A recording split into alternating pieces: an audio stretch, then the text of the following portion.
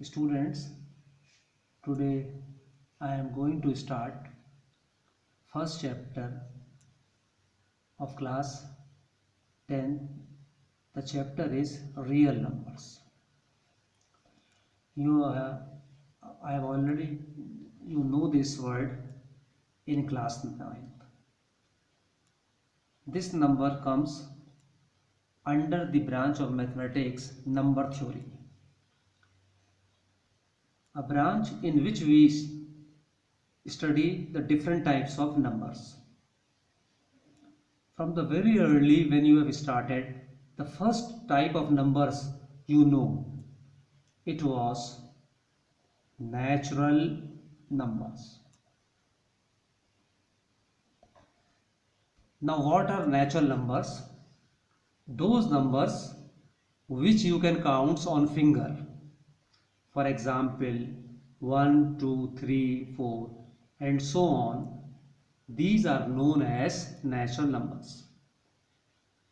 On adding 1 to every number, we get the consecutive natural numbers. Now, in class 6th, after knowing natural numbers, you have studied which numbers? One more collection of numbers you studied. It was whole numbers. Now, what is whole numbers? In the collection of natural numbers, if we add 0, then we get another collection of numbers. Those are known as whole numbers. Then gradually afterwards you came to know another type of numbers, integers. Integers. What are integers? The natural numbers are positive numbers. On adding any two numbers, we will always get a natural numbers. But on subtracting different natural numbers or two natural numbers, we can get the difference also as a natural number. But there are many cases when we cannot get a natural number from this set. For example, on subtracting 2 from 3 we get 1. It is in the set of natural numbers. But on subtracting 3 from 2 we do not know. So the mathematician found a new set of numbers in which there are positive numbers, whole number 0, as well as negative numbers. For example, -5, -4, -3, -2, -1, 0, 1, 2, 3 and so on. So all the negative numbers and positive numbers together we get a set of integers. Now set of natural number is closed with respect to addition. That means on adding two numbers we will always get a natural number. This is closed with respect to multiplication also. On multiplying any two numbers, for example 2 is multiplied by 3, we get 6, which is also a natural number. But this set was not closed with respect to subtraction. Therefore, the need was arise to modify these sets of numbers. The mathematicians find out integers. The set of integers was closed with respect to addition, with respect to subtraction, with respect to multiplication. But this set was not closed with respect to division. That means on dividing any one integer with the other integer, it is not always sure that we will always get an integer.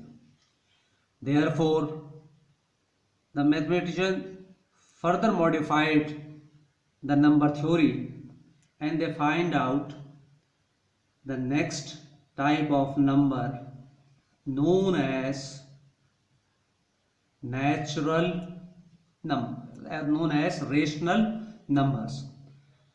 Now, what are rational numbers? Rational numbers are rational numbers are of the form of P upon Q, where P and Q are integers and Q is not equal to 0.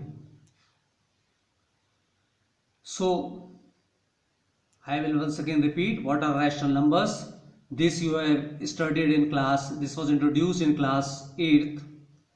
Rational numbers are of the form of P upon Q, where P and Q are integers and Q is not equal to 0. Now we will see whether the natural numbers are rational numbers or not. For example, 1. 1 can be written as 1 upon 1.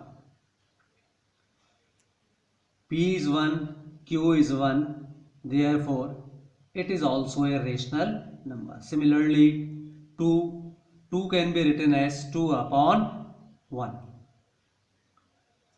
2 is a rational number, 2 is natural number, 1 is also natural number. Therefore, as it has been expressed in the form of P upon Q and both are 2 is integer, 1 is integer, therefore 2 is also a rational number. Now, if we see whether 0, yes, 0 can be written as 0 upon 1 or 0.2, etc. You have studied in class 6 on dividing 0 by any number, we always get 0. Therefore, this is also a rational number. Now, minus 5. Minus 5 can be expressed as minus 5 upon 1. Now, P is minus 5. This is an integer. Q is 1. This is also an integer. Therefore, as the numbers can be expressed in the form of P upon Q, where both P and Q are integer, therefore these are rational numbers. That means all the natural numbers, all the whole numbers, all the integers, they comes under the family of rational numbers. Besides these, there can be different. For example, the number as 3 and 4 on dividing 3 upon 4. So this is also a rational number. On dividing 7 by 3, 7 is a natural number, 7 is a whole number, 7 is an integer. So 7 upon 3, 7 is integer, 3 is integer, which is a rational numbers. So all the natural numbers, all the whole numbers, all the integer. Besides that, all the numbers of the form of P upon Q, where P upon Q are integers, they comes under the family of rational numbers. Now, in 9th, you have studied real numbers. For one more type of numbers are irrational numbers.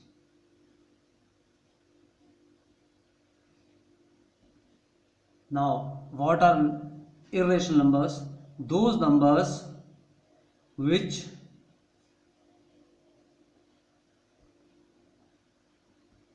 cannot be expressed in the form of P upon Q. Those numbers which cannot be expressed in the form of P upon Q, where Q is not 0, are called irrational numbers. For example, root 2. Root 2 cannot be expressed in the form of P upon Q, where P and Q are integers. Root 3. This is also irrational numbers. Now a question to you is whether root 4 is a rational number or an irrational number. As you know, the value of root 4 is 2, which is a rational number. Therefore, root 4 is not a rational number. But root 5 or cube root of 2, etc. These all are irrational numbers. Now see, all the natural numbers, they comes under the family of rational numbers. All the whole numbers, they comes under the family of rational numbers. All the integers comes under the family of rational numbers. That means real number, there is rational number is a bigger set. It is a collection of bigger numbers. Under this rational numbers comes integers,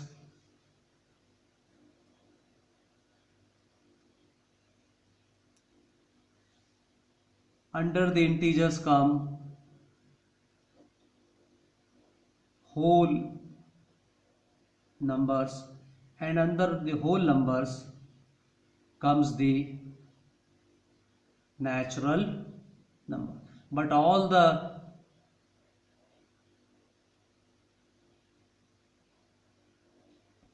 natural numbers, all the whole numbers, all the integers, they all come under the set of collections of rational numbers. And beside rational numbers, there are those numbers which cannot be expressed in the form of P upon Q. They comes under the family of irrational numbers. Now these collection of rational and irrational numbers, we form a set of real numbers.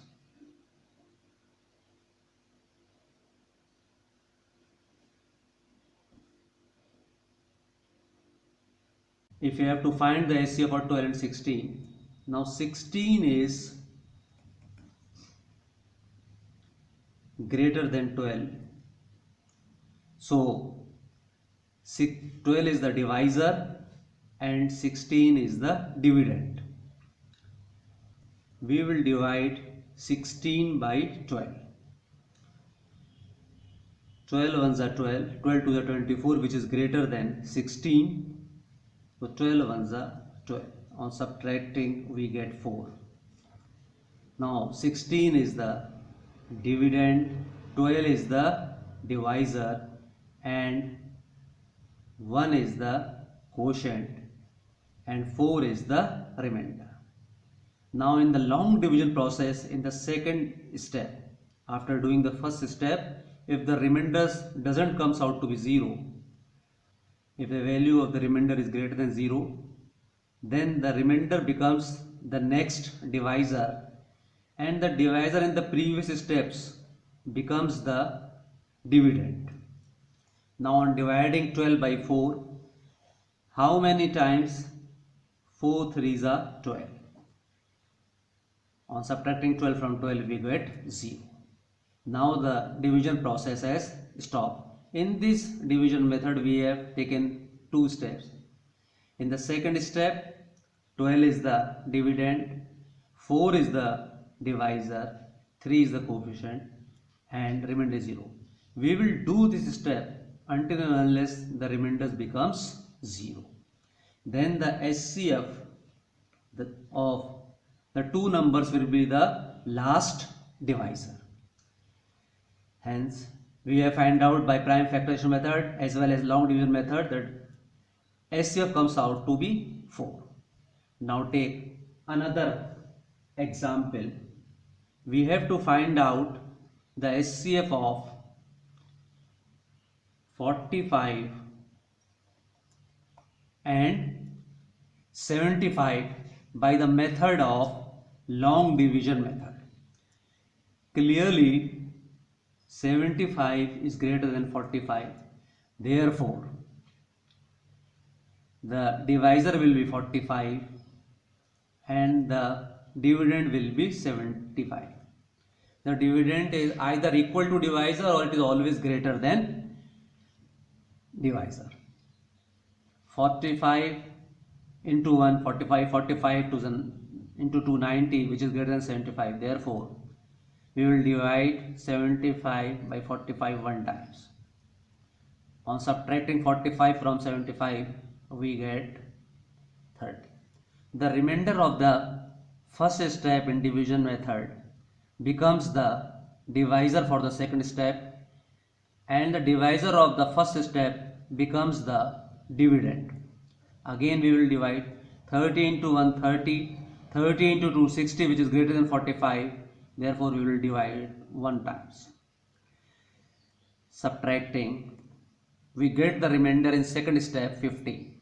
The remainder becomes the divisor in the third step, and the divisor of second step becomes the dividend in the third step.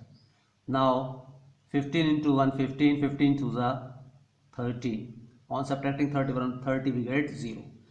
Here as we get the remainder 0, the long division process stops and the last divisor is the SCF of the given two numbers. SCF of 45 and 75 is equal to 50. In this way, long division process stops. Now, you will practice some questions on long division method so that when I takes Euclid's division algorithm on Monday, you will be able to understand the Euclid's division algorithm, which is based on long division method for finding SCF. Now, do some practice questions at your home after understanding this long division method.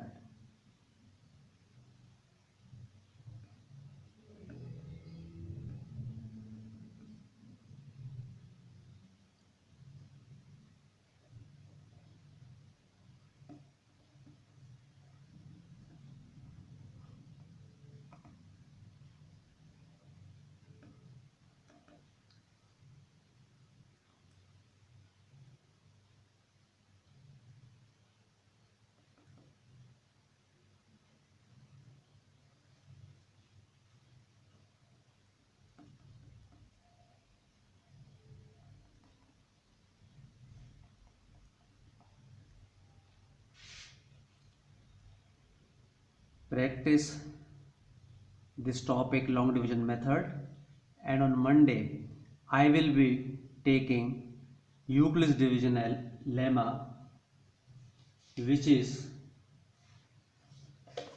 on